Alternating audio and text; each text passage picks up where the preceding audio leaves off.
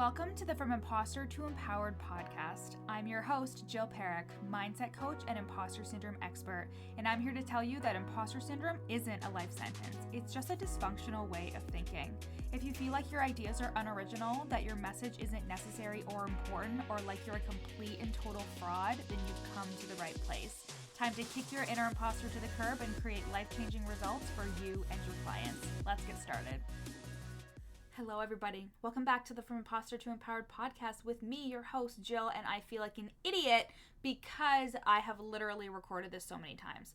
But we are going to truck through, and I think it's because I've had a lot of coffee today. I recently got an espresso, and Bianco Lajaro is my fave Nespresso pod. Me and Larissa, my sister, are obsessed with it. I just ordered new ones the other day because we ran out, and that's our favorite kind. And it's 2 shots of espresso with each serving.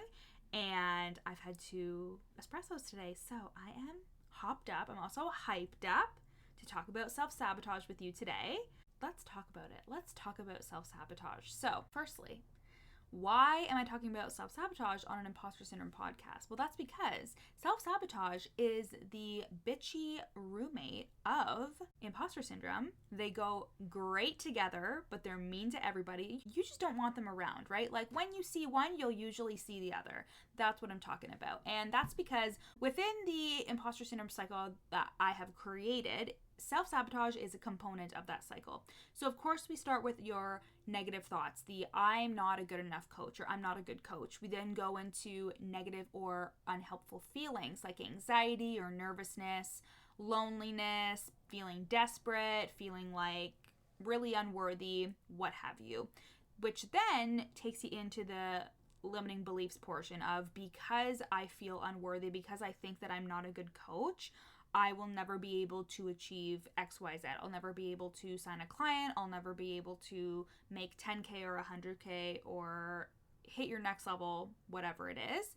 And then this carries into self-sabotage. And self-sabotage is an action of avoidance or an action of self-sabotage that is affecting your progress, that is affecting you moving forward in a successful direction. It's actually holding you back from doing the things that you need to do to achieve all your wildest dreams. So self-sabotage is a component of the imposter syndrome cycle, and that's how they're related. And I want to talk about 3 major reasons as to why you may be self-sabotaging. So it can look like this.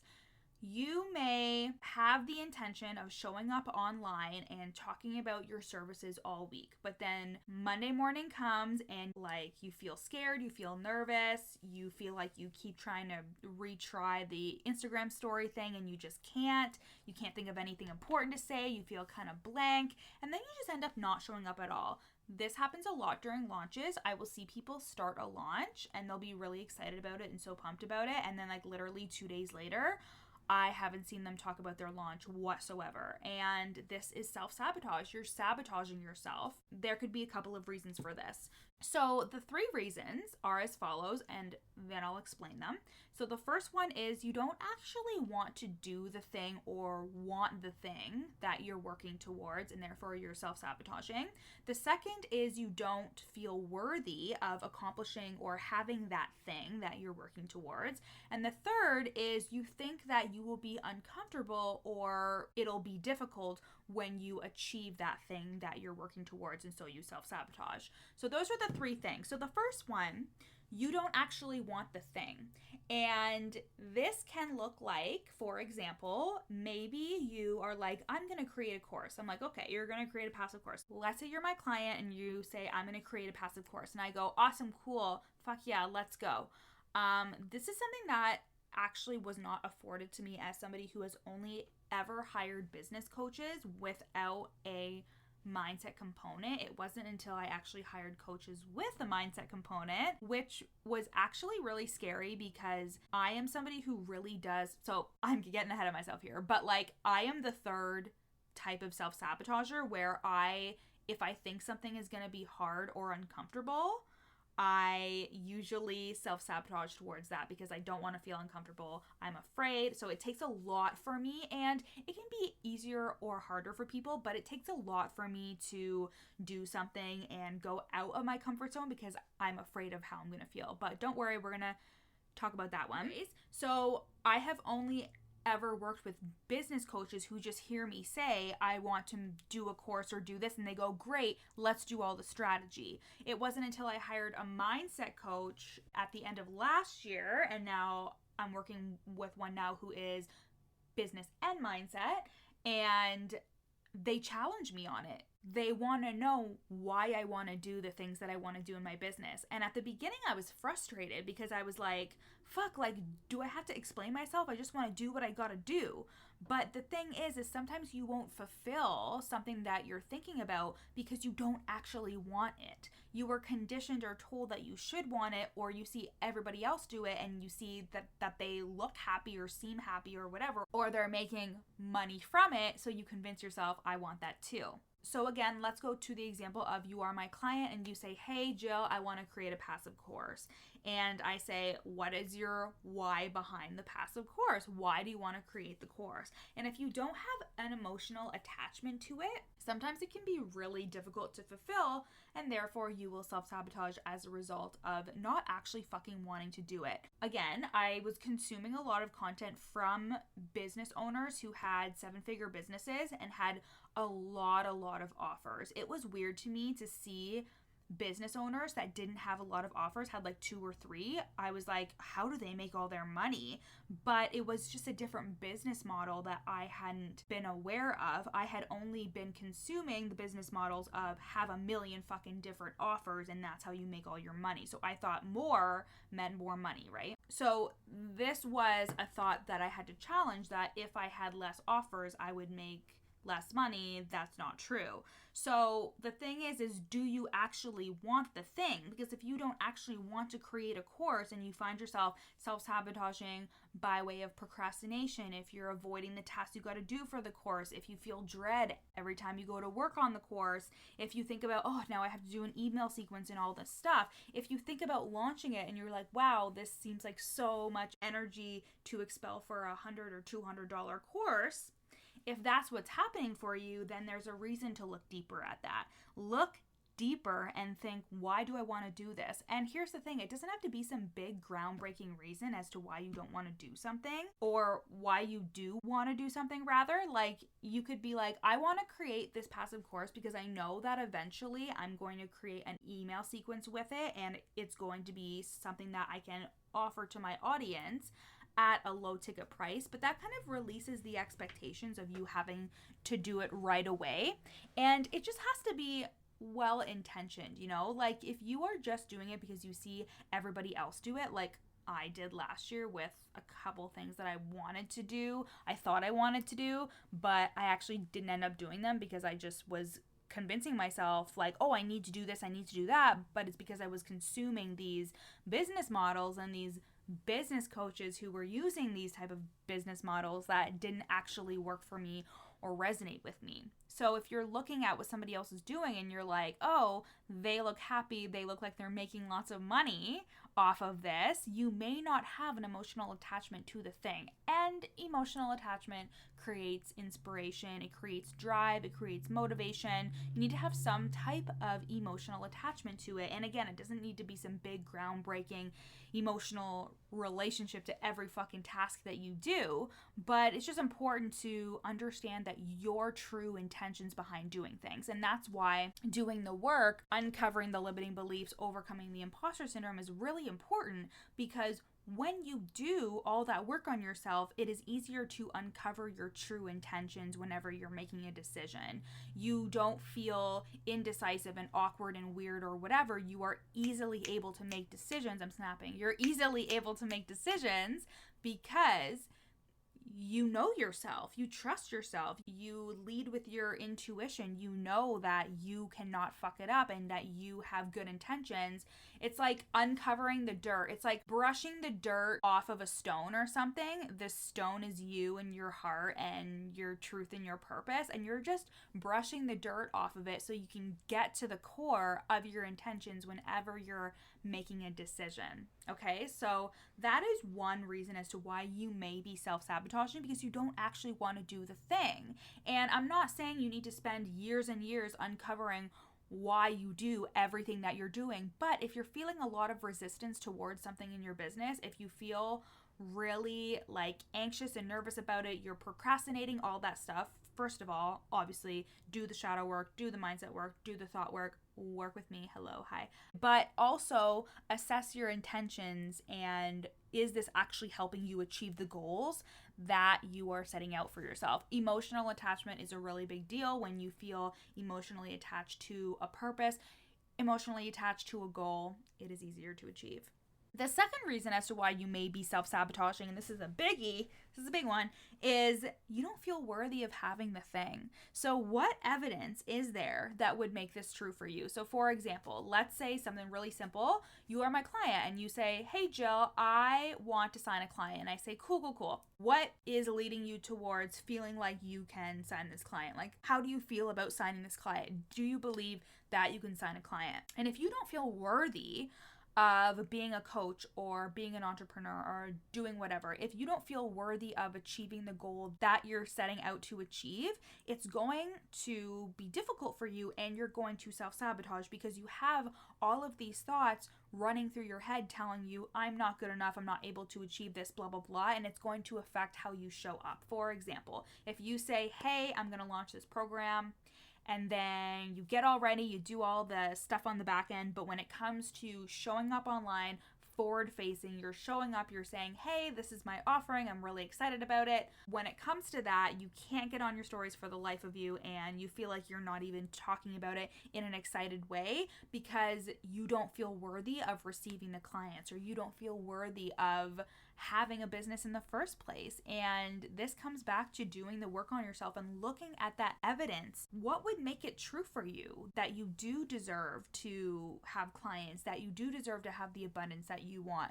What evidence are you using to support the fact that you don't feel worthy? And this is where we kind of have to like look back at our past stories and beliefs. And I don't mean look back in terms of become emotional about it. It's more so for objective analysis. Like I always say to my clients, like, let's look in the past for objective analysis only. We don't want to tie ourselves to the past and think it has to be our future, because your past is only as real as your future is. Like all that's truly real is right now, right? If you don't feel worthy of the thing, there's obviously some past evidence or a belief that is telling you that you don't deserve that. So you're going to self-sabotage as a result because you don't feel worthy of it, and you don't know what you would do or how you would be or how you would act if you were to actually receive the thing, because then you would just feel like even more of a fraud. You wouldn't feel good enough. Who knows what would happen, right? So that is the second, and I believe one of the most damaging reasons as to why you're self-sabotaging. And again, this comes back to doing the shadow work, doing the thought work, really looking at those stories. So when you have the thought of, I don't deserve to sign this client, or this client is never going to work with me, being like, holy shit, looking at that, journaling about it, being like, what makes me think that I don't deserve good things? You will not believe the amount of people who I've talked to or work with who generally don't believe that they deserve good things. And we all have a story, right? We all have a reason as to why we think we don't deserve things. But the more you do the subconscious work and the more you do the work on yourself, you realize that these stories are easier and easier to uncover each time. Like it literally takes me now like 2 seconds for me to have a thought and then for me to think, where did this come from? Is it objectively true? It takes me a very short amount of time to really cycle through, why would I think this? Like, why in the hell would I even think this? Is it true? And what is a thought that is better serving or something that I can believe at this time? So we're not out here with any of that toxic positivity bullshit. Like you have to refill your cup with something that's believable. So if you are undoing or unlearning a belief, if you're unprogramming a belief or thought from your brain, you want to refill it with something that is going to be helpful and something else that you can focus on, but it can't be something completely opposite to your current belief, right? Like, you can't think, I am unworthy of love, and then think, I'm worthy of love. Like, if you don't believe it, it's going to be really hard for you to convince yourself, right? So instead, you can say something like, I am open to seeing how I could be worthy of love, you know? And I think that is something that we talk about a lot on this podcast, and I talk about a lot with my clients, is just like learning how to be aware of these things that are coming up for us, and then actively working on changing the course correcting as much as we can. And then the third reason as to why you're self-sabotaging is you think the thing will make you uncomfortable or something will be difficult for you. And if something is difficult or if you feel uncomfortable, you're afraid of how you're going to react or how you're going to feel. You're essentially afraid of feeling something. So for example, if you are avoiding doing sales calls, or if you avoid working with clients or something, or you say, you know what, I don't want to work one-on-one with clients, like, no, like, you could be subconsciously avoiding the emotions of being uncomfortable or feeling like something is hard because you know it'll lead you to feeling bad about yourself. And the thing is the reason for self-sabotage of it being uncomfortable or you being uncomfortable or something being difficult, both of the doors to it lead to self-sabotage. So you don't do the thing because you're afraid of being uncomfortable and it's going to be difficult. But then if you did do the thing, it would be uncomfortable and difficult. So that's why you self-sabotage. You know what I mean? This is just to, again, avoid feeling shame about yourself, because let's say you get on the one-to-one call and there's a pocket of silence. You could feel so insecure about yourself and think, wow, that 30 seconds of silence where I didn't know what to say, I'm such a bad coach. She's going to think I'm terrible. Oh my God, she's never going to want to work with me again. She's going to go and tell all her other coach friends or all her little entrepreneur friends that I suck, that I'm a terrible coach. And we go down the shame spiral. So of course, our brain wants to keep us safe. Our body wants to keep us safe. It's a very primal reaction. So we just don't do the thing because we're afraid of that repercussion. We're afraid that we're going to feel uncomfortable during that silence. We're afraid that if somebody isn't completely happy with our services, we're going to feel so bad about ourselves, feel like a fraud, and quit our business forever. So it's actually very diabolical. Like, I feel like this is the most premeditated part of self-sabotage, is like really trying to avoid negative emotions and feeling uncomfortable. And that's because we're not meant or wired to feel uncomfortable. We make so many stories up when we are uncomfortable, and those uncomfortable feelings send us into a shame spiral if we were not taught that it was okay to feel nervous or anxious or have emotions, which is pretty much our entire generation. If you're a millennial, we were not taught that emotion was okay. You know, as kids, if we were upset or we showed emotion, sometimes it was muted or silenced or told like we just need to be quiet and not express ourselves. And if that's a result of that, then you may be having some shame around expressing yourself or showing emotion. So those are the three ways in which self-sabotage can come about. So again, you don't want the thing. That's the first one. The second one is you don't feel worthy of the thing. And the third one is you think the thing will make you uncomfortable or it will be difficult. I just want you to know that in all of those three things, when it comes to self-sabotage, the work is always looking at yourself and your stories and your beliefs. When you look at yourself and have the awareness, you are way less likely to self-sabotage. This is the work that I've been doing over the past couple of years in terms of being aware of my own thoughts and feelings and knowing when something comes up that I immediately am like, oh, I don't want to do that. I'm nervous to do that.